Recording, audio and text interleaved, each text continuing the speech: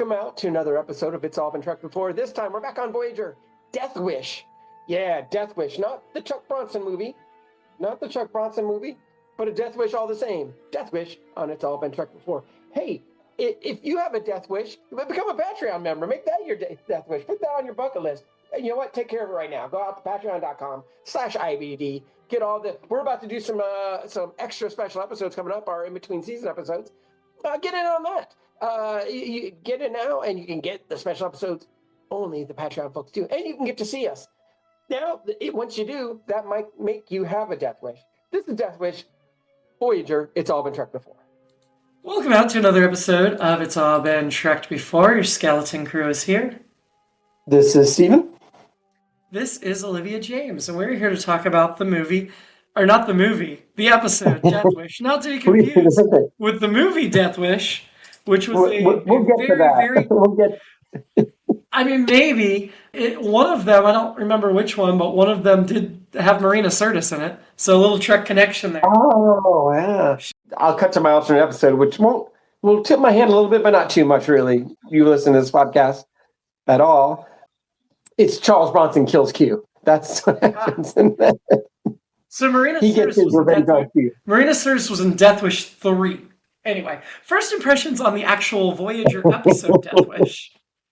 I like Garrett Graham a lot. I'm usually not a big Q fan. I like Q when he's funny, or when they're funny, I guess. I thought, and so I laughed out loud several times in this episode.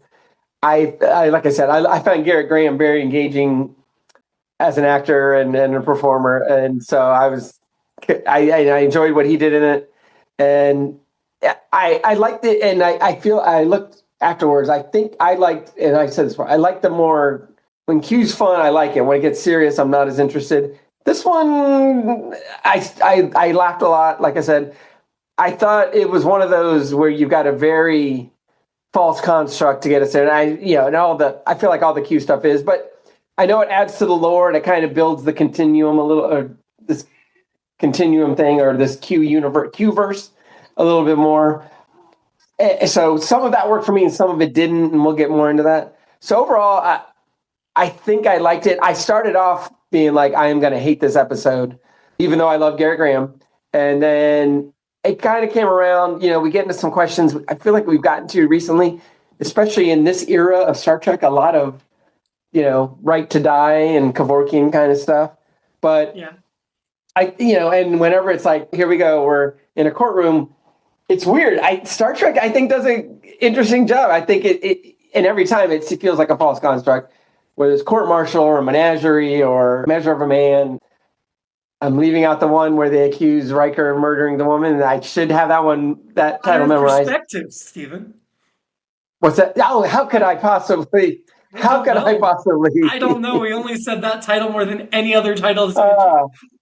I send your complaints to Keith at iabd.com, 80%.com. But yeah, overall, I think I liked it, and then, I always go to see what everyone, and I feel like this is a very well-regarded episode. I don't think I'd go that far to say I loved it, but I liked a lot of it. And, the questions are interesting. And again, I think Garrett Graham plays it convincingly. And I think, when we get to the end of the episode, when we're done with the fun and games and we go through the whole, it's very arbitrary and capricious, this whole episode, to use a legal term, but the whole thing is we're talking about fake sci-fi stuff. But I thought John Delancey and Garrett Graham and Kate Mulgrew at the end especially really, I think they wrap it up very nicely, even though I feel like there's some missteps along the way. So I wouldn't call it a home run, maybe a double, but lots of stuff to chew on and lots of fun stuff too. But we'll get into the minutiae as we go on. But that was a very long first impression. So. That was. I liked it a lot. I thought it raised a lot of interesting questions and didn't give firm, clear answers. Even Janeway's answer was like caveated 8 different ways to Sunday. Yeah. And appropriately so, right? Like there's not a clear answer when life or death's on the line. Definitely almost got a little heavy-handed on the societal mirror in this one, which is fine. I didn't mind that. I mean, that's in the tradition of old Star Trek. right? I Sure. mean, we'll talk about a specific example for sure, but a little bit preachy there, but also like, I don't think you come down thinking that there is a true black and white answer to this question, which I appreciated. Yeah, that's I think that's a good it, point. I think the story might have been slightly stronger if Quinn, I'm just going to call him Quinn for ease because we have Yeah. Q, Yep. and Quinn Yep. was his name at the end. If Quinn had not been a member of the Q Continuum, or like it just been some other powerful being, because we've had enough of those in Star Trek, or if he was a Uh-huh. member of the Q Continuum, but we never roped in John Delancey's Q into it, I think it might have been a more clear Yeah. cut story.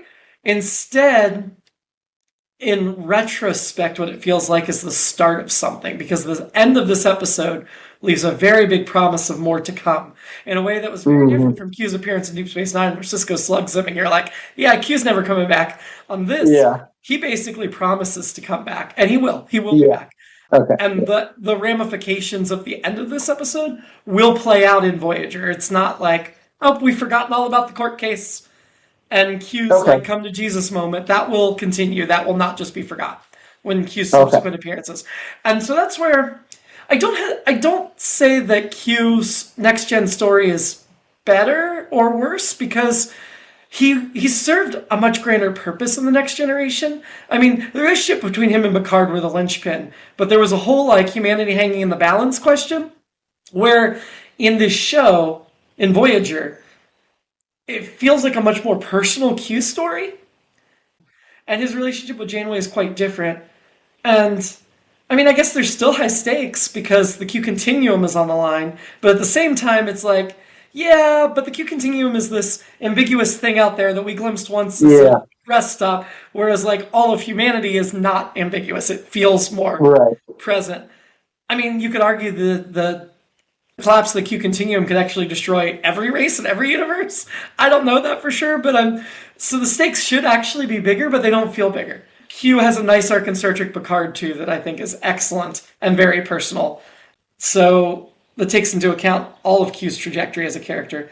So yeah, I guess Well, it I would. guess, yeah. I guess in the sense that, because to delve into the Star Wars part of it, some of it's kind of magic, and my feelings about, omnipotent, and they even use the word omnipotent in this episode, beings and everything, I don't care for it or whatever, but I do, but yeah, I think you make a good point about the end being kind of the beginning. We're moving to it. I'm fine with learning more about these guys, and to me, I go all the way back to Squire of Gothos, and like at the time that's just a one-off, and now it's like okay, and really, I guess you could go back to Charlie X too, because we still don't know I mean, about the I don't know Q-ness of that that. there's anything in canon that Charlie X is connected to the Qs because keep in mind, Charlie was born a normal human. We know that. Right, Um, right. Whereas it's pretty close to, if not fully confirmed, it's pretty close to confirm that Trelane was a Q. So that one feels Yeah, a little yeah. closer. But Certainly the it is the novels have same just run device with at that. the end of the godlike creatures coming and like getting their kid or whatever. But Right. yeah. So we'll get to all of that down the road. Like I said, very interesting episode for Q. I guess we could, since Riker's in this, the Death Wish alternate episode. This is not my alternate episode I wrote down, but it could be that Troy is brutally murdered and Riker has to go Avenger because That's a good one. That's a good one. I just because mean, she already has the I don't Death Wish want connection. I obviously don't want Troy murdered, but that would be a fascinating, I guess for lack of a better term, alternate universe Yeah, episode, fiction, whatever. Yeah.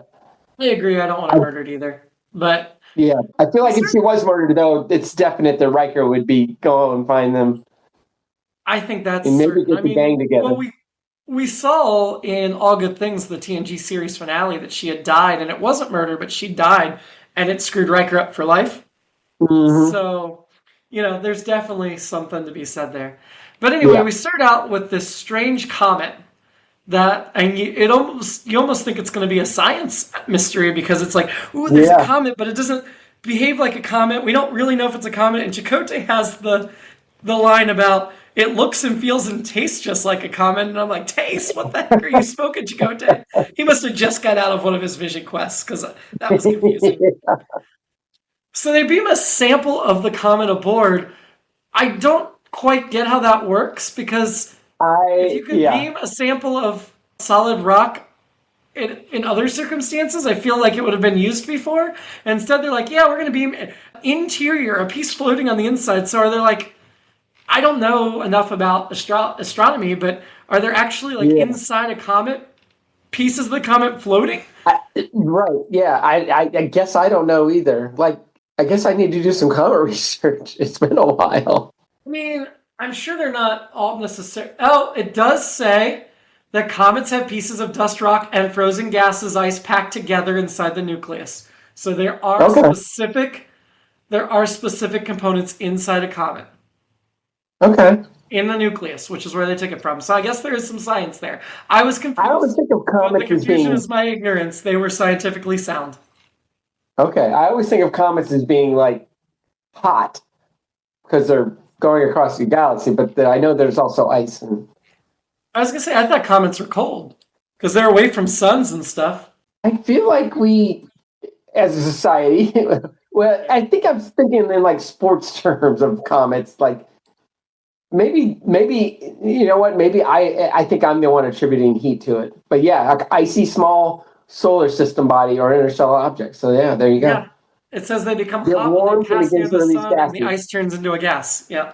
Yep, yep, yep. Yeah. All right, So, there but we go. all that's neither here nor there because it's not Right. like a real comet anyway because the chunk they beam aboard is not a chunk, it's Quinn, which he just introduces himself as Q, not Quinn. Yeah. I'm a little confused why the entire episode is wearing a Starfleet uniform with captain's pips on it. That doesn't. Mm-hmm. It feels like they decided they didn't have time to make him a new costume or budget, so they reached into the closet and said, "Well, we've seen a Q in a Starfleet uniform before, so let's just throw him in like a Riker outfit and add a Yeah. pip or something." Yeah. He walked right through the force field, introduced himself as Q, and I'm like, "You're not Q." Credits. I just wrote, They oh, come, great, but yeah. they come back from the credits, and once again, don't pay attention to the guest star credits on the screen because it Yeah. spoils so much. It said Right. guest starring Jonathan Frakes, guest Ben Uh, Delancey as Q, and I'm like, uh, dudes. Paramount Plus, the picture preview had Riker in it, and I was like, maybe I remember us talking about it, but either way, so I knew he was going to show up, and I wasn't upset that Riker was going to show up, but a little bit of a yeah giveaway, obviously. I mean, first of all, I think they should not have revealed John Delancey because his role was pretty large, but you're left with that mystery of this guy says he's Q, but there's no sign of our Q, and it would be nice to wonder for a minute if he was going to show up instead of knowing right from the beginning that he did show up. Right. And Riker would have been such a fun surprise if they had not Mm-hmm. included him in that. No, I didn't know what capacity he was going to show up, but Sure, but the fact still, that you know he's going to show up at all is yeah, like wouldn't it be better if you weren't expecting it and all of a sudden he's just there and you're like, yeah, yeah. this was, I'm pretty sure, Riker's one and only appearance on Voyager. So, as brief as it was, Okay. one and done for Commander William Riker. Far from his I only appearance in Star Trek. Not even Yes. of this era, we still have more, and that's. I mean, he'll be on Enterprise, so When he's he gonna be around. when he and Janeway exchanged pleasantries, I very much enjoyed that. That was very yeah, what do you want to call it? Fan service or whatever. It warmed my heart. I enjoyed that very much. Yeah, to beat the dead horse, like I was excited to see Riker as much as like we've been like, our TNG feelings of, going back and forth. I love Riker. So actually love all those guys, but yeah. Totally agree with all that. I'd say complaints about it. Too short appearance. Didn't matter a Yep. lot. They already Yep. made very clear before he shows up that he's not going to remember anything, which is disappointing because you should have that Yeah. moment of like, oh, he can go back and tell Starfleet what's happened.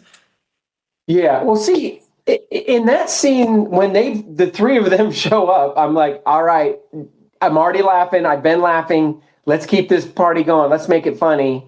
And I was enjoying that. And then they're like, nope, they're gone. And we're back to the serious stuff, which again, some good heady stuff. But if it had been a comedic episode all along, I would have been very happy to see where that went. Disappointed that Riker's involvement was just learning about his ancestor Thaddeus Riker, because in my mind, if they're bringing people to testify about the Q continuum, the fact that Right. Riker was temporarily a Q should have been what he was there to talk about. Yeah. Do you remember the Yeah. episode where Riker got the Q powers? Oh yeah. Yeah. Right? So if you're going to bring Yeah. Riker into this, that's exactly what it should be about. And they don't even mention it. I like the brushes with Q sequence as well. So, and well, at first I didn't like it, and then I was like, you know what?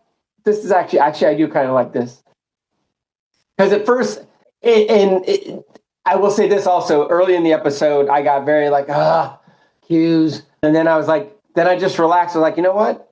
Whatever. I'm just gonna let it happen. And I felt much better about the episode. Then went right back to being serious after I was like, I'm ready. Hit me with this. But to that point, so to that point, I was like, yeah, I enjoyed these brushes with Q, and but at first I was like, this isn't canon, and I was like, who cares? I don't care. It doesn't matter. It's funny. It's interesting. What do you mean it's not canon?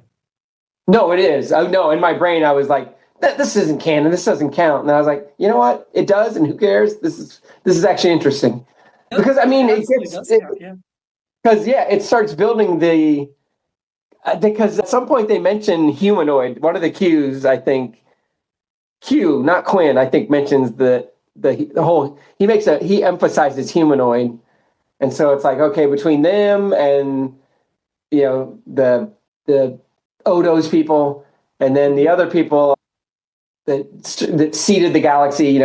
We've got maybe. I guess they're probably all interrelated. Like we've talked about Apollo or Adonis, who mourns for Adonis.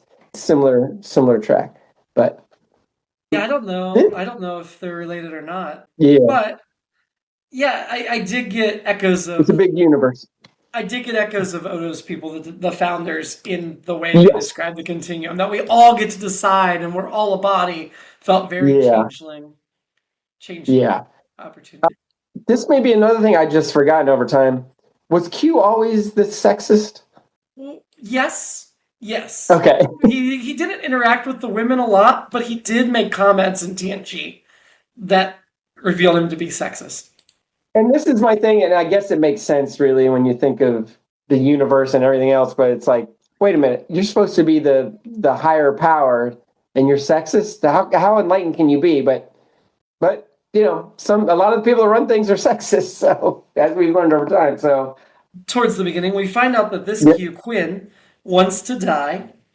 Janeway's confused because she thinks it's Q as we know him, but it's a different Q. And I guess when they sent all that information out to everybody in Starfleet to warn them about Q, they didn't think to include a picture, apparently. Right. Or she just thought, well, he must look different because he showed up in different outfits, so maybe he just looks old now. I don't know. Maybe she just heard talk, subspace chatter, and hadn't actually seen documents. Starfleet sent reports to all the captains. Okay, there you go. Q. So there was a little bit of confusion with timeline here because Quinn talks about how he said 300 years locked up to consider his death. And then later he talks about how inspired he is by Q's actions in TNG just a couple of years ago. And so that made me wonder, is he may not be out of the comet, but is he still privy to the workings of the continuum and what's going on? It sounds like he is. Either that or he just caught up his brain. He just caught up on all current events in the blink of an eye when he got out, which is also possible because we don't know what all Qs can do. So I think there's a few different possibilities here of how to explain that. It just feels a little bit like, oh, this timeline's a little shaky. But yeah. So then he tries to off himself, and what happens instead is all the men on the ship disappear. Did that seem like that should be a bigger deal and not just be resolved in 5 seconds later? I knew it would be resolved quickly. I'm trying to think of the line. What's the line? I think it's Q does the line about, trying to think of what his line about everyone, all the men being gone. Oh, the Valkyries. Say, is this the ship of the Valkyries? Yeah, I like that. Yeah. Or have you human women finally done away with your men altogether, which I think might be I'm forgetting the play, but it's the one where the women are like, we're not going to have sex with you until you stop doing war. That makes me think of that one. Candide, or is it? Not sure. I'm mixing up my Molières, but anyway. But again, I thought there were a lot of really good little lines like that, and I wrote down several. I didn't write down that one, but I like that line. At least there was some funny stuff. But yeah, I was like, they'll be right back. But it is an interesting premise, and and this is some of the arbitrariness. Is like our guy Quinn had all these powers, but he couldn't quite figure out stuff. And my overriding thing, and we kind of get to it eventually, and it's and I was thinking it, and then we get there, which is if we're hopping around all over, and Quinn's taking them to all these places, like why don't you just take them to Earth? And then Q uses it as well, if you do this, I'll do it. And I'm just like, why wouldn't Quinn just say the same thing? Like, I'll get you guys home. And I think the fact that Q does it just to Janeway makes it more like it's more of a gut punch than if it's the whole ship, then it's Gilligan's Island. But he's just like, I'll get you back to Earth. And I guess, which is another question. I know Janeway ended up not doing it, but I guess she that was answered. Yeah, she didn't do that. She was like, no, I got to do this thing. So, well, I think Janeway was able to compartmentalize. I'm like, I'm not going to let this bribe influence my decision. Mm-hmm. Well, but it would be very hard to not. It. It would be very hard to put that completely out of your mind and not justify, like, oh, well, I'm going to make the decision Q once, and I can justify it another way and still get the crew home. Yeah. That would be hard to do, but she's a good leader. Yes. Q says humans aren't supposed to be out in the Delta Quadrant for another 100 years. Spoilers, apparently. But then, keep in mind, we know he threw the Enterprise D into the Delta Quadrant years ago to introduce them to the Borg, and the Borg get brought up multiple times. And I was waiting for them to mention that the Borg were in the Delta Quadrant, but that is where they are. And I know we didn't need the mention in the show because fans were already, from the time Voyager premiered, going, oh, they're Delta Quadrant, when are the Borg going to show up, when are the Borg going to show up, when are the Borg going to show up? And they will. But this is the first time we even get mentions of them, right? We're going to have to travel through Borg territory, so we're going to get plenty of the Borg. In fact, half this show. So Deep Space Nine had almost, not quite, but almost half a show before we got to the Dominion Wars. Voyager's going to have a similar trajectory until we get to everything is Borg for a long time. Yeah. So, yeah. Q mentions Riker before he brings him in there, which is like, I expected William Riker to be captain or something. And I'm like, wait, why are you expecting William Riker to be captain of the small science vessel instead of the Enterprise D? Right. I don't understand. But Q does insult, basically says you must be lost because you have a woman captain. Which plays into sexism, he said, but also very... Yeah, and he says the one line that I like, but then I was like, should I? He says, you're angry when you're beautiful. And which I like turning that, but I was also like, is saying you're beautiful when you're angry, it feels sexist and condescending in my mind now. I used to find it funny because my dad said it all the time. He didn't say you're beautiful when you're angry. He said you're angry when you're beautiful. Angry when you're beautiful. That's why I like the twist. I do too, but also she's beautiful all the time, not just when she's angry. Well, that's true too. So it's a phrase I don't know the last time I saw it or heard it. Like I said, I've definitely seen it in all kinds of media, but my dad said it a lot to my mom. And he actually usually said it when she wasn't really angry. If she was really angry, he wasn't talking that nonsense. And it's something I've said, but now I'm like, I don't know. I feel like it. I don't know if it's necessarily sexist, but it might be. It feels like it is. And yes, it is. I've always just used it as a laugh line. I've also always used it. I sure as hell have not used it in the middle of an actual fight. There's no way I would ever say that in the middle of a fight. Yeah. An actual fight or actual anger. In the middle of a debate about something, I might, but that's more, I need to self-examine what's going on with that phrase. But again, I don't know the last time I used it for that matter. It probably, maybe not this century, to be honest. So anyway, I liked when Quinn starts jumping them around, back to the Big Bang and that stuff. I outside the actually really like that. universe. Yeah. Yeah. And then I love when they're and it was cheesy, but I also loved it when they're the ornament on the tree because I thought it was When they were the very ornament of the tree, meta. I wanted to see Picard and his family that we saw in the Nexus. Because we Oh yes, just had a movie with the Christmas tree. yeah, yeah. I would have loved seeing more people, and I just thought I love, and I feel like the Enterprise is always, whether it's cat's paw or whatever, you always see it dangling and as an ornament and stuff. So I enjoyed that, and I also this is, and I didn't do any half-ass internet research to look into this, but it this is Star Wars ripping off Star Trek again. I think because one of the things I didn't like but did like about Rise of Skywalker, my least favorite Star Wars movie, least favorite Star Wars thing, period, probably. But there's a period in that movie where they're hyperspace jumping like just repeatedly, like very easily, and it just shows all these different places they're flying through.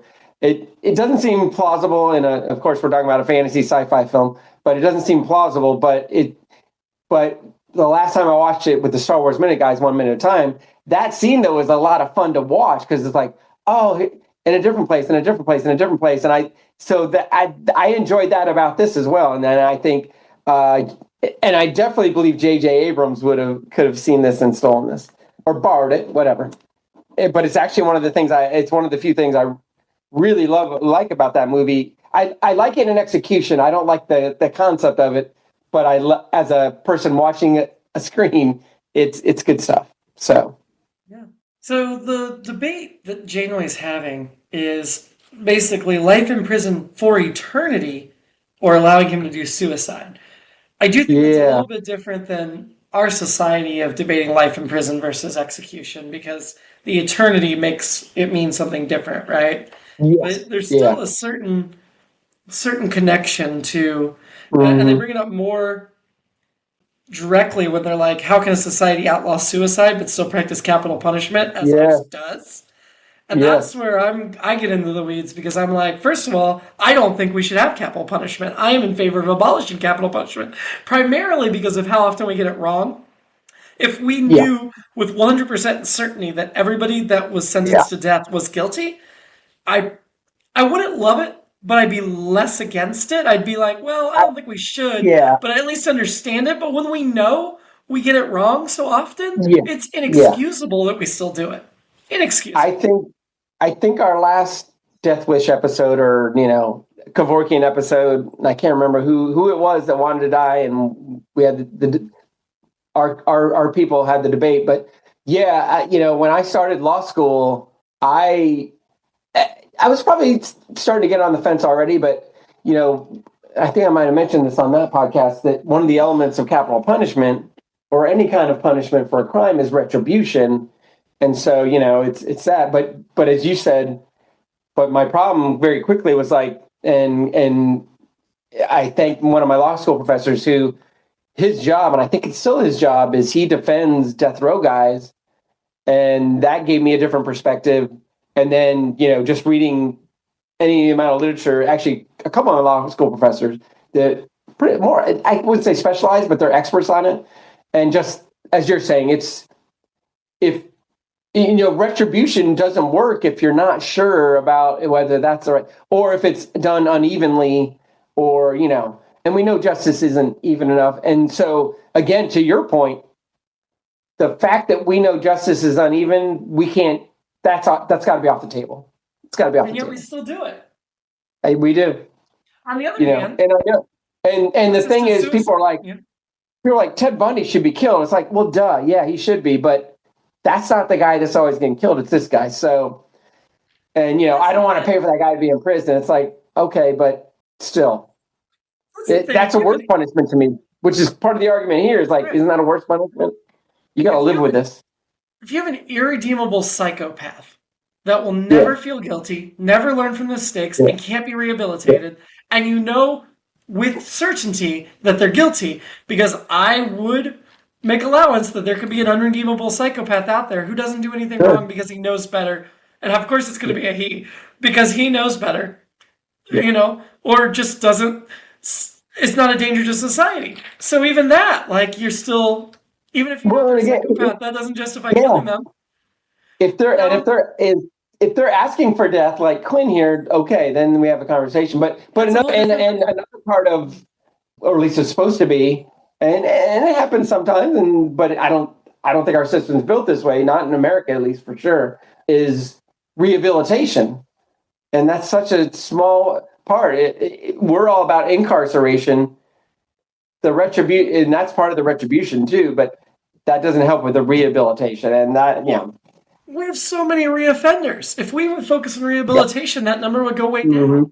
We also yeah, know we also know that most criminals age out of criminality by the time they get in their 30s. So keeping yeah, them in prison for yeah, decades is generally yep, pointless too. Like yep, yep, if they're going to age out of it anyway. So yep, that's my problem. We have so many problems with the justice system. But the other end of that yes, coin, the assisted suicide slash euthanasia argument, hmm I do believe it should be reserved for somebody that's terminal, yeah, incurable, no hope of being cured. I did not have an opinion on it really until my grandfather was dying and I sat there and watched him die for 3 days after he became hmm unresponsive. And there's no reason we should make somebody sit there and suffer like that when hmm we let our pets, we spare our pets the suffering, but we're not going to spare hmm our family members the suffering? hmm Bull. hmm Bull crap. absolutely, That's the part that I get really frustrated on that regard. Now, assisted suicide is slightly different if you're not terminally hmm ill, and Quinn was not ill. He was not going to die, but he argued that his ability to live forever yeah, was the condition. And in that specific instance, I think you have to listen to what he's yeah, saying because yeah, there's no escape, and that in a way is being trapped, is being out of your control. I mean, I have to side with Quinn from a moral standpoint pretty early in this yeah, episode. Even though Janeway's decision, I think, is much more up in the air, and I would not blame her for hmm going either way. But in terms of should Quinn be allowed, absolutely. And yeah, that is essentially what Janeway comes down to. But given all of the other things around it, I get why it's not an easy decision for her. That she's going to have that yeah. weight on her. And so, no shame at all to Janeway for taking as long as she does to make the decision she does. Well, Even though it that's the gives only decision you can make at the end. yeah, it gives the writers, or the writers, I guess, gave themselves the ability to kind of talk from both sides. Although it's kind of a shifted argument, just with the different elements here. But yeah, it does make it more interesting. And Janeway's decision is great because I wasn't sure she was gonna side with Quinn, and there are times where I was like, I don't know if I liked what you're saying right now, Janeway, because I thought she was definitely going with, well, we can't do this, but I do understand her being like, I mean, she gives the life is precious argument, but not really. She gives the your life feels important, everything you've seen, everything you've known, all the things. But I knew as soon as he's in as soon as he's like they're trying to figure out what he's going to do on the ship. I'm like, he's not going to be around.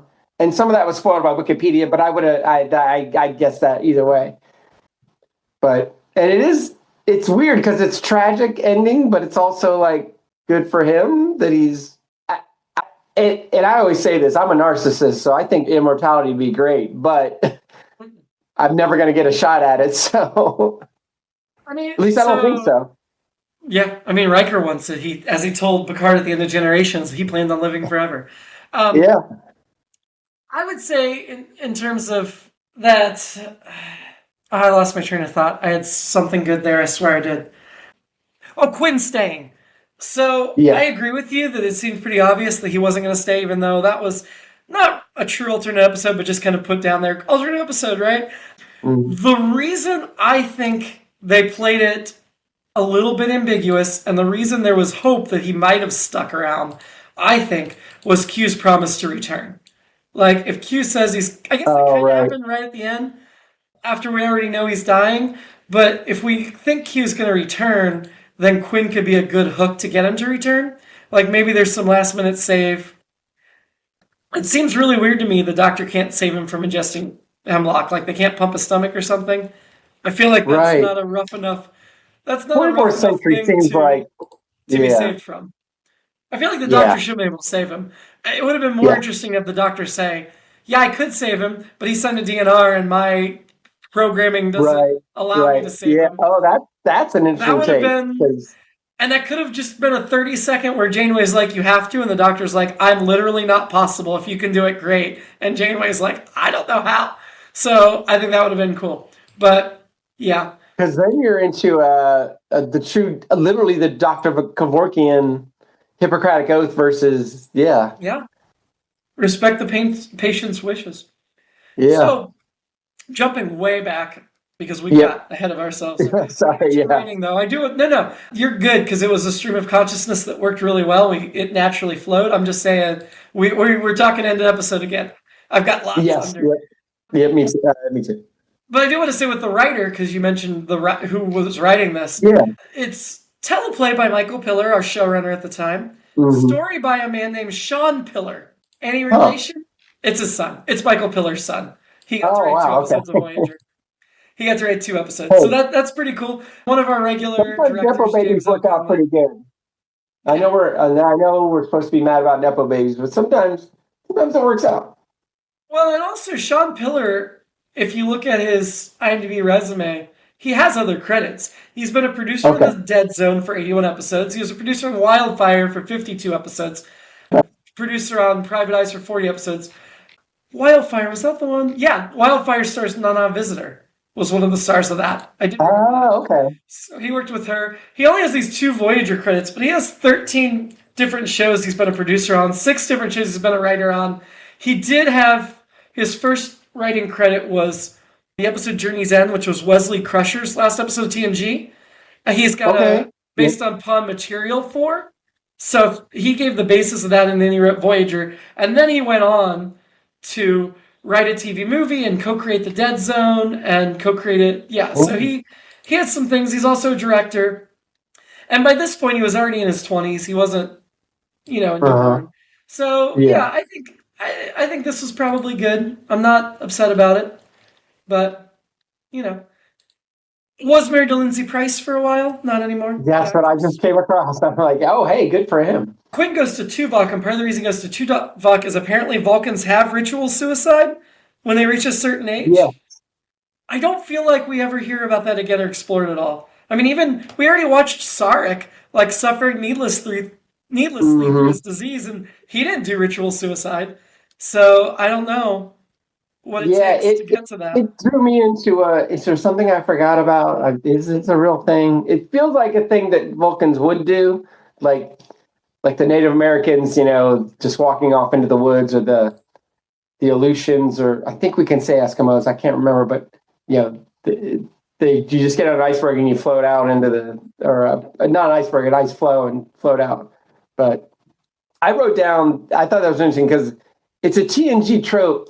I'm giving TNG credit for this, that they just deputize somebody like, hey, you're my attorney. It happens. I know it's Picard, but I feel like it happened to, I feel like Riker did it once. I think so. Yeah, he did it for Data. Yeah, and I again, I'm not mad about it. I enjoy these, courtroom episodes.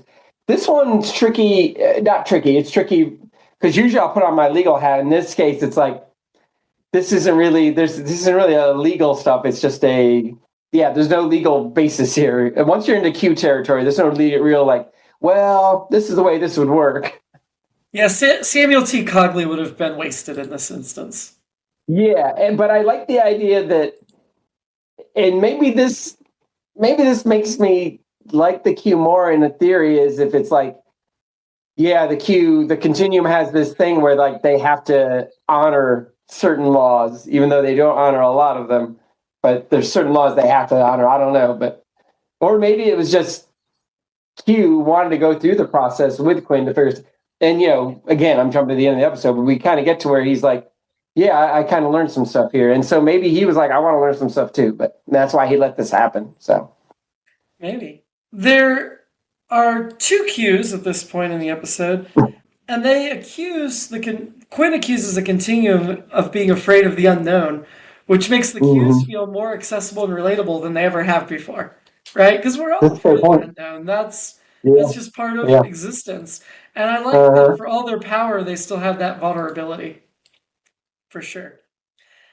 They talk about that Quinn was a philosopher, which makes a lot of sense that a philosopher would be the one to make Yeah. these stands. Yeah. Q Continuum tries to control disruptive elements, and they argue social order versus anarchy, which is such an interesting thing to argue because you absolutely have to put social order ahead of anarchy when it matters. But I also feel like Hmm. that's something that's easily and often used as an excuse when it doesn't need to be.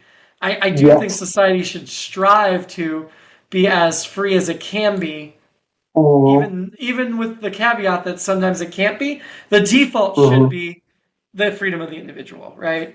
Only when it's absolutely necessary do you go against that. So Riker, Newton, and Ginsburg appear. We know who Riker is, and he mentions the Borg. Like I said, some Yes. great Borg references. Thaddeus Riker, very interesting because that name is going to come up again in Star Trek Picard, but not in the same context, and it's not his ancestor we're talking about. So Okay. Thaddeus will come back up, and it's been recent enough that I was like, oh, his ancestor was named Thaddeus too? That's interesting. So we'll get to that stuff. But Thaddeus Riker, we'll hear again. Sir Isaac Newton was Yeah. was played by Peter Dennis.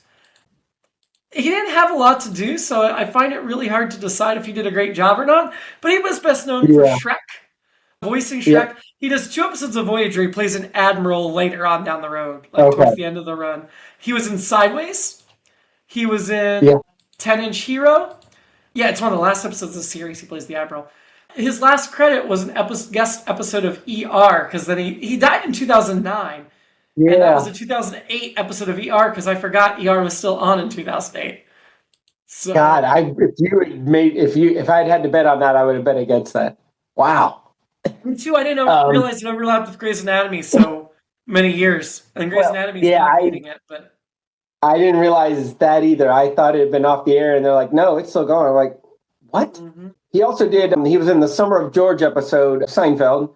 He played, I believe, and it was hard to get a picture or specific description in my limited internet half-ass. I'll borrow from Bill Simmons, half-ass internet research, but he played Lou. So in that episode, Kramer is a seat filler. So when somebody gets up at the Tonys, he fills the seat, and he accidentally gets up when the Scarsdale Surprise wins the Tony Award, and he goes up with the producers. Scarsdale Surprise, starring Raquel Welch, and goes up there, and then eventually they want it back. But he was one of the producers, and there's scenes of them partying afterwards and everything, and then they come back looking for it and whatever. So yeah, that was Peter Dennis. So He I also guest enjoyed him starred. again. I wanted more. I wanted more of those guys. Yeah, he guest starred in an episode of Felicity where he played Star Wars fan, according to IMDb. Yes, He yeah, was I saw also that. He was also active in 1965 is when he started being active, so it's almost Wow. surprising and a little disappointing he wasn't in the original series because he was an active Yeah, working guest star at that point. Isaac yeah, Newton was interesting. The little joke about that Quinn basically caused the apple to fall was fun. yeah. Maury Ginsburg, however, I went down a little bit of a rabbit hole because as soon as I heard Ginsburg, my mind's like, oh, Allen Ginsburg. And then like, Right. no, Maury Ginsburg. I, Did you look into this at all? all I know is the actor has the same name. He does. So let me Yeah. educate you a little bit because I did the Yeah. research briefly here. So apparently it was supposed to be Cal Ripken Jr. was the character, Oh wow. which would have been interesting. And Yeah. they couldn't get Cal Ripken Jr. to play himself. They hired Maury Ginsburg, and then the producers, I think it was Michael Piller, was basically like, well, let's just name the character Maury Ginsburg. And the whole story about Woodstock and the redhead, total fiction, made up by Michael Okay. Piller. It's nothing to do with the real Maury Ginsburg. But the real Maury Ginsburg is indeed an actor Mm-hmm. from LA, of course. He has 59 acting credits, best known for Last Yeah. Days of Ptolemy Gray, Manifest, What We Do in the Shadows, just one episode, and doesn't even have a name, Mm-hmm. and 5 episodes of Jessica Jones. Yeah. So he is still active, at least as of 2025. And Yeah. it must have been so weird to play this like hippie Woodstock version of himself when the actor is on record of saying he did not go to Woodstock. So, I enjoyed it, and I thought I thought they were going to say not Coachella. I thought they were going to say Altamont, but even though Woodstock's the obvious choice, I thought they I were thought going they to were name going to say some the other Fire festival. Fest. I thought it was going to be the Fire Oh, Fest. And it was the opposite. They sabotaged it by making sure he couldn't plug in the equipment. I say Um, sabotage, but yeah. I love that Janeway like takes one look at him, the hippie thing, and she's like, "This is just a dream." Instead of trying to convince him, like it skimmed over so quickly. But I'm like, what a fun writing moment. They also Yeah. mentioned that Isaac Newton, if he hadn't discovered gravity, would die in jail accused of murdering prostitutes. So I did check to see Yeah. if there was any real rumors to that. Apparently Yeah. not. There That's wasn't. just Voyager. Okay. Yeah, yeah. So him discovering gravity kept him on the straight and narrow. That's funny. Right, right. The prostitutes is what Well, would have happened, we assume, but he didn't do it because he discovered gravity. and maybe that's a nod to Wolf in the Fold and Jack the Ripper. Maybe. I don't know. Now I'll back up a little. The part where Q interrogates himself on the stand. Oh my God, so uh, ridiculous. it even then it looked cheesy in the '90s effects, but whatever. I'll to quote Janeway, I'll allow it. I wish he had gotten in out of his chair because the effects did look terrible. Uh, Yeah, they did. they maybe if they ever update Voyager to Blu-ray, which would be great, HD, they could Hmm. fix it. But we've seen actors play doubles before, Brett Spiner most notably, and I don't know if Yeah. it's because they had him like standing behind the other Q for so much, Uh-huh. but it looked so fake them being in Yeah. the scene together. Yeah. So they in the trailer they're talking about quality of life in the comet, which leads to that really fun scene where the four of them are smashed into the tiny hole in the comet. Janeway, Tuvok, Yes. Q, and Quinn. That's good. Janeway seems to be leaning towards no to Quinn at this point, Right. despite the comment. And Tuvok mentions that he doesn't agree with Quinn, even though he's representing him, and that felt very Hmm. Spock-like. That Yes. Spock would do Yeah. that. And it's very what attorneys should do. We're supposed to. Doesn't mean you have to take every case, but if you are representing someone, you can represent someone who you find reprehensible. But even the most reprehensible among us deserves representation. That's part of our code. Speaking of codes, so yeah, and I very much enjoyed Tuvok and Tim Russ as Tuvok as an attorney. Actually, I wrote at least one of his lines. He says, "So your entire basis for judging a mentally unbalanced is his wish to commit suicide. I submit that is a faulty premise." To which I Yes. was like, "And how?" To which I was like, "This entire episode is a faulty premise." But again, like I said, I enjoyed it nonetheless. But I like that line. I don't agree with the entire episode being a faulty premise, but I do No, not agree the with entire episode. the Faulty Tuvoks. premise is wrong. False construct to an extent, yes, but I think they make it work here better than some other episodes, a lot of other episodes.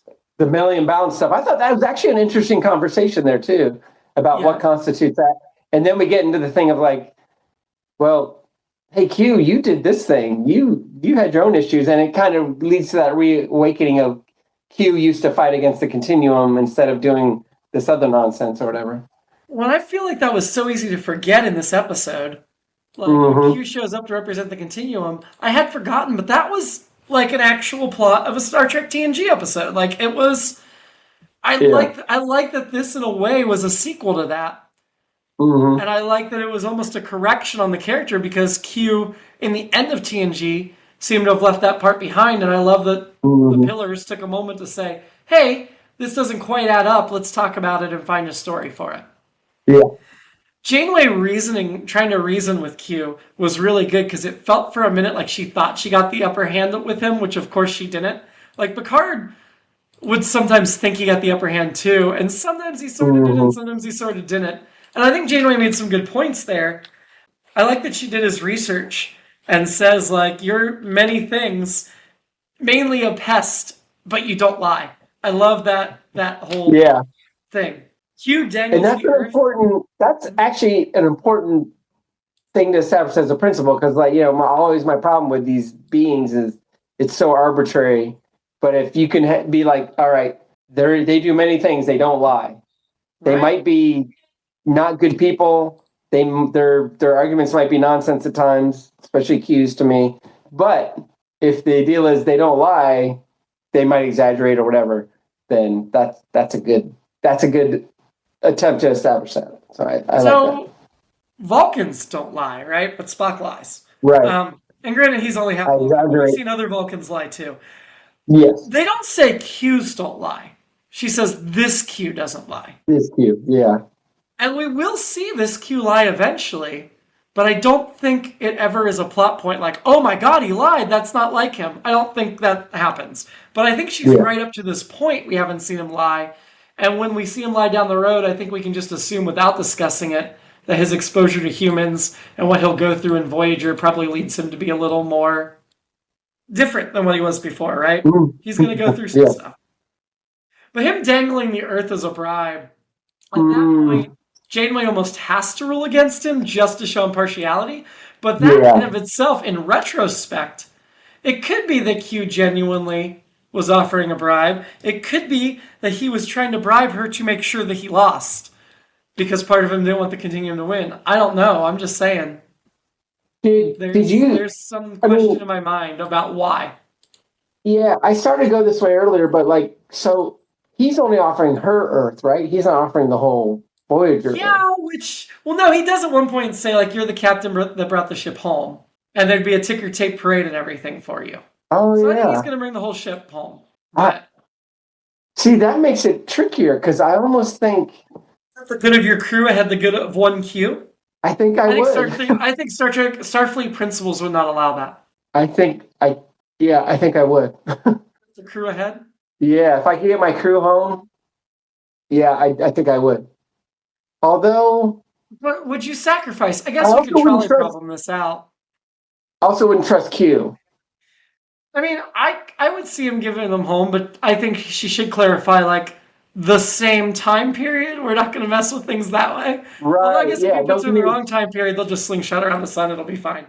don't give me some Twilight Zone nonsense. Yeah. Yeah, it's not that I don't trust him here. I just wondered if he had ulterior motives to sabotage himself.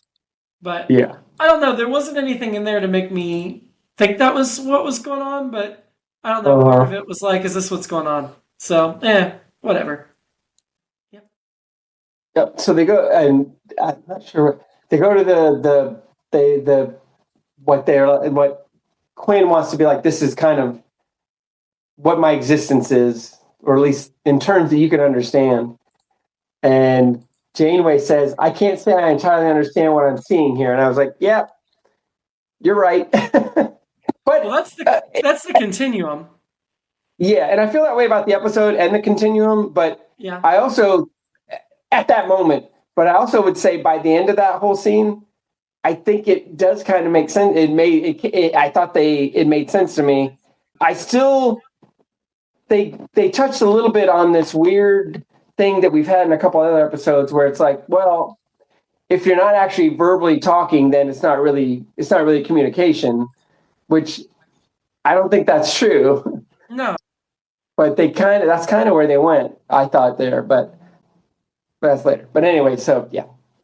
I mean, yeah, I don't know that it was a verbal thing. I thought it was just like, we've said everything there is to be said. There's no communication necessary. That was the point they were trying to make. Yeah. Yeah, I think that's what it was, is there just was no, yeah. But the thing, did you like the portrayal of the continuum? I thought for the way they were like, we're going to do this in a way you can understand, I did actually like it.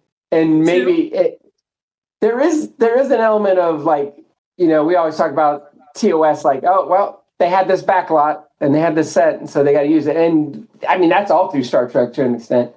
But I did think in this instance, it did kind of convey what Quinn was trying to say, like, well, I don't know if I can do it justice, but so I'm going to do this to try and show what it is.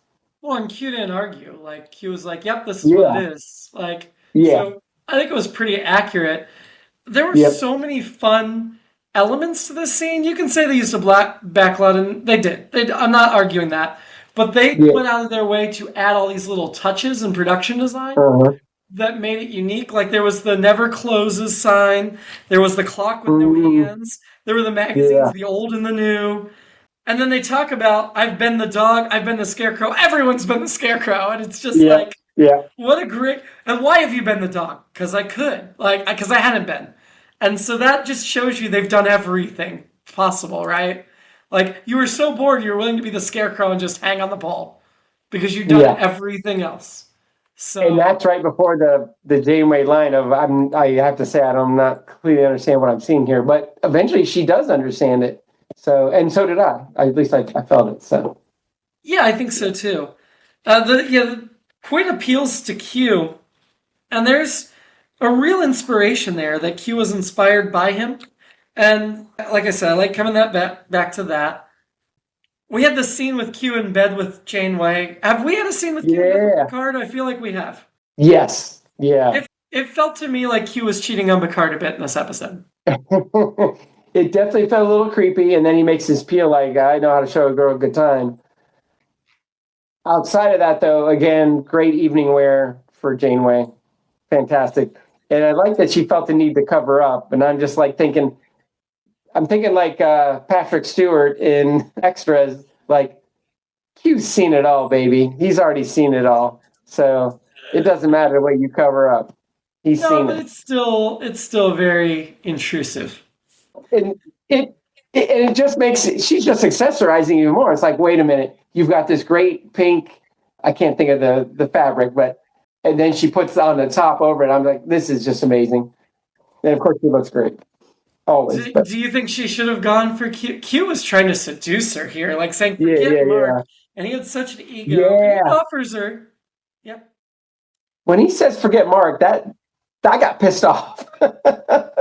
See, I thought, like, to me it made sense because he ran around with Vash for a while, and Janeway has a Yeah, similar adventurous spirit, a little more yeah, rule yeah. following. Fair. But yeah, of It's course, fair. she's not just going to forget Mark. But I like that we Yeah, got a mention of Mark again. I like that we know Janeway had a yeah, relationship. yeah. Like I'm arguing against my Hawkeye thing of like you're 70,000 light years away from home, but also that's Janeway's. Yeah, I just thought that was stepped over line, which makes sense because Q does step over lines. Shows how committed he was to messing with her. He also says, and you referenced this earlier, how would you like a ticker tape parade down Sri Lanka Boulevard, which I thought was interesting because I don't know that that's an actual boulevard. I like would the ticker tape parade be in San Francisco or New York? I don't know. I mean, Was my other thought. And also, they haven't had ticker tape parades in San Francisco, have they? Do they have enough? Do they have enough you're right. They don't have skyscrapers? the can't think of the term. My brain's not working tonight either. This whole encounter does lead to the line later, which again, funny. There's a lot of funny lines for such a serious episode, so that's another thing I like about it. She says, "You've been in my chambers," and he's like, "Can we go to chambers and talk about this?" She's like, "You've been in my chambers enough," which I think is just a nice double entendre. And even though obviously she did not let him into her chambers, but I like the illusion there, and I thought that was very funny. Yeah, absolutely. We haven't really talked about the actor that plays Quinn, Garrett Graham, best known for Phantom of the Yeah, Paradise, Child's Play 2, Now and Again, where he did 22 episodes, and Used Cars. He has 129 credits. Familiar face, not yeah. somebody that was like, I know who this is. He was in Gargoyles with I half the Next Generation cast. Yeah, I saw him in a lot of early '80s, late '70s stuff. Used Cars, he's great in that. He was in a thing called. He was in one of those movies that was on pay cable when we first got it. National Lampoon's Class Reunion, and he's one of the leads in it, and he's very funny in it. And it's one of those like this isn't a great movie, but it's funny, and there's cute girls in it. I don't even remember if there's nudity in it. I think there's just a girl I really like in it. But I remember him from that, and then seeing him in other things. And then he played one of the clowns in Seinfeld. Seinfeld in the episodes where they're going to see Pagliacci and Crazy Joe DeVoe is there. The And yes. And Jerry's like, well, I had some money, but that guy over there took my quarter, which is another funny scene in the episode. And he's like, you could have just said no. You didn't have to insult me. He's like, no, they took my quarter. And so I had forgotten that was that until I looked at Garrett Graham's Wikipedia. I'm like, oh yeah, that's another place I saw him and enjoyed him. But yeah, and he was like Brian De Palma's early ensemble. I think they're still friends. And he wrote songs with Bob Weir, who just passed away from the Grateful Dead. So Very interesting dude, and I very much enjoyed him in this episode. I like at first you're like he's an idiot, and then you're like he's kind of fun, and then you're like, oh, he's serious. And I just think that's Garrett Graham. I thought I thought he hit it all. I thought he's probably my favorite Q. Oh, Yeah. I don't know. Yeah, because I found him. I So didn't find far, him annoying. anyway. So Yeah, far, yeah. anyway, you haven't met Susie Plaxton as a Q. She'll be back as a Okay, Q. that might change my yeah. Because That'll change your mind. Knowing I how you feel enjoy about Susie Plaxton. I enjoyed Trelane, but I got annoyed with him, and then just jumped way ahead to Strange New Worlds. You know what? That I guess that's Trelane too, but It is true too, but also like perfect it's casting to preserve the yeah, continuity. yeah. And actually he might be my favorite performance of a Q. Yeah. But I really like this one. I really like Garrett Graham there too. So Well, he also was already in an episode of Star Trek. He was in Deep Space Nine. yes, Remember the episode in season one with the hunter and the prey? He was the hunter. yes, yes, So it wasn't a big role, but so Janeway, it's emphasized to her that she could change all of society. And man, she does more suspense than Simon Cowell in the early days of American Idol on how she's going to rule with the back and forth. yes. You think Simon Cowell was Well, inspired by this episode? I was on the transcript page and it's long. It's a very long speech, but she as always Mulgrew does a great job with it. Hall of Heroes, I think, is what the ticker tape parades go through. Okay. Canyon of So Heroes, Canyon of Heroes. I did You can't enjoy. get that in San Francisco. I enjoyed Q asking Janeway to talk to her in her chambers, and she's like, "You've been in my chambers quite enough." That was fun. Yeah, I thought that was a great line. But then, yeah, I liked Janeway's appeal to Quinn about you've never been mortal. This is a new experience. I think it was a pretty convincing appeal, even if it ended up not working out. I thought Yeah. she made a good case for it. So disappointed. But did you see coming that Q would be the one that gave Quinn the poison, the hemlock? I did not. I did not. And so I thought that was until he beamed in or whatever, until he zapped Yeah. in, I did not see that coming. And then I thought that added some great gravitas and to it. And Delancey delivers it perfectly. That might be the most I've ever believed a thing that Q said. So yeah, I thought it was great. Yeah, Um, it was sincere. It was interesting. It was something I didn't see coming, but it felt in character to the Q we know. And yes, just yeah, it was really I think the ending elevated this episode quite a bit, totally, personally. totally. So, and then again he says, "Oh, who says I certainly hope not." I didn't write down the context of that one. I don't remember, Uh, but he does say we will meet again to Janeway. So yeah, seriously good ending. My he alternate. says, Mhm. she says, I imagine the Continuum won't be very happy with you, Q. And he says, I certainly hope Oh, not. Au yes, I revoir, liked Madam that because Captain. that was such a classic Q move. That baller devil Mm, may care, and we did not get that through most of this episode. So I was like, yeah, yes, go Q. I mean, you don't necessarily root for Q normally, but because no, in this case, the continuum sounds way worse. It's like, yes. okay, I'm gonna root for Q now. I did Uh, not talk about my alternate episode, which was the Q Continuum was actually the Black Lodge from Twin Peaks. And everybody was talking backwards, and it was like a red room. oh, yeah, yeah, yeah. Yeah. It just felt so trippy and the music and everything. It just reminded me of very Twin Peaks, very weird and offbeat. There is no Sri Lanka Boulevard. That is completely an invention of Star Trek. I mean, you say now, but in the 24th century, there may very well be a Sri That's Lanka. very true. Who was your annoyance in Death Wish? Q. Again, I I mean, ended up enjoying him, but at first I was just like, oh, come on. But I think they nailed the ending. But yeah, Q, not Quinn. Q, Q.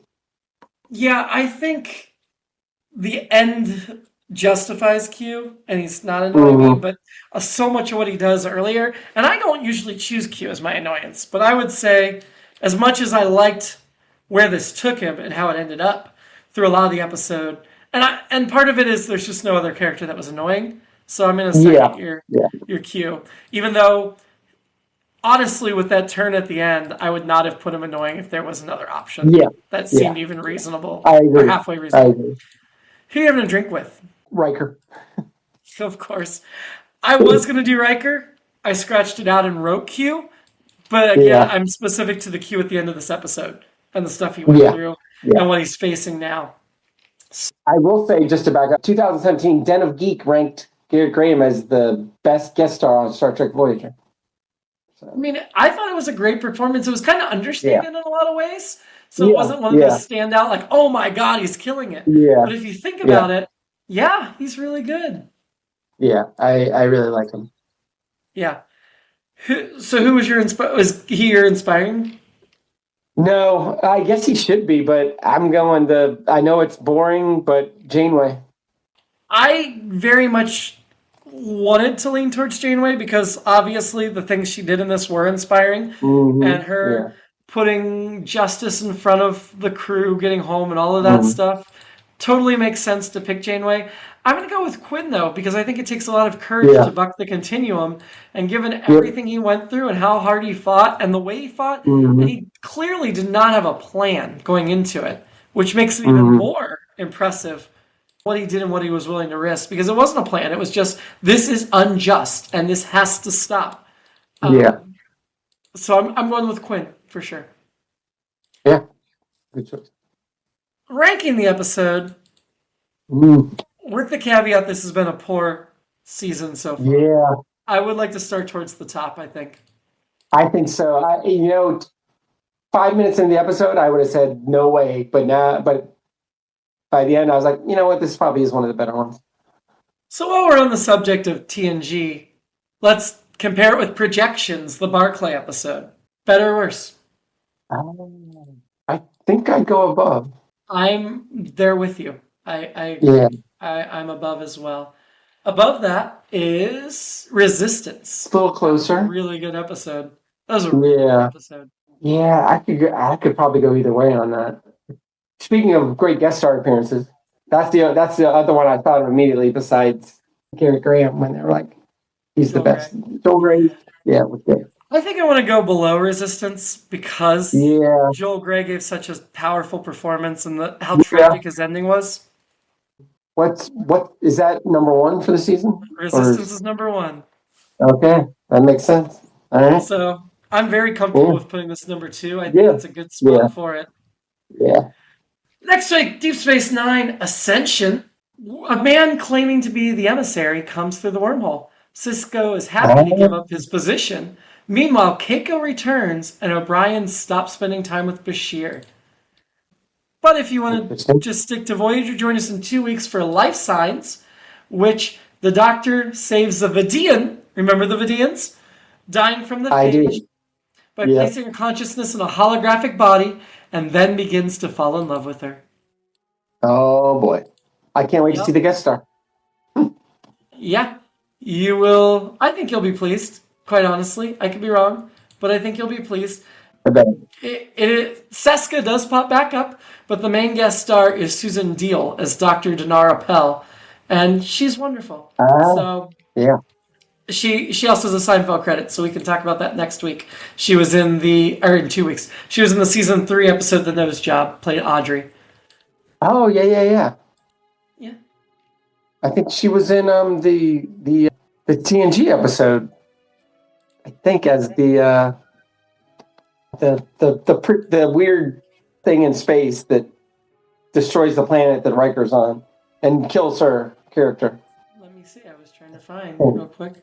Because Voyager is one of her best known floors. But yes, she was in an episode TNG, Carmen de Villa. Season 5, Yeah. Silicon Avatar. Oh, yeah. That's it. There it is. Yeah. There it is. So You know anyway, what? If you'd asked me, I would have said Silicon Avatar was like season 2 or 3. Season 5. Wow. yeah. Which was when Oh, the well. show was cooking there for a minute. Yeah. Well, until then, live long. If you're into that sort of thing, and prosper.